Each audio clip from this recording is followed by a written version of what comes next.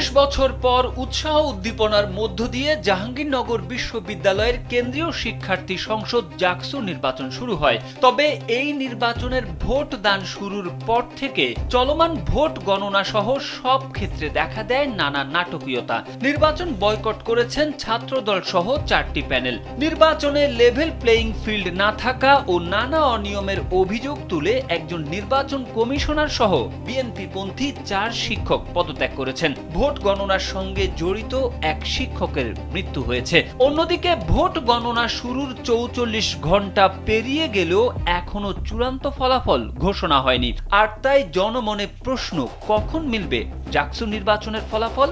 শনিবার দুপুরে নির্বাচন কমিশনের সদস্য অধ্যাপক লুৎফুল এলাহী জানান, জাকসু নির্বাচনের 19 কেন্দ্রের কেন্দ্রীয় সংসদের ভোট গণনা শেষ হয়েছে।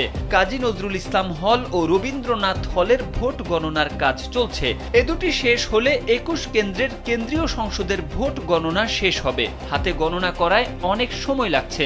দ্রুত গণনা শেষ করতে নির্বাচন সংশ্লিষ্ট কর্মকর্তারা নিরলস চেষ্টা চালিয়ে যাচ্ছেন। অন্যদিকে জাকসুর প্রধান নির্বাচন কমিশনার অধ্যাপক মনিরুজ্জামান বলেন, সন্ধ্যা 7টা নাগাদ চূড়ান্ত ফলাফল ঘোষণা করা হবে।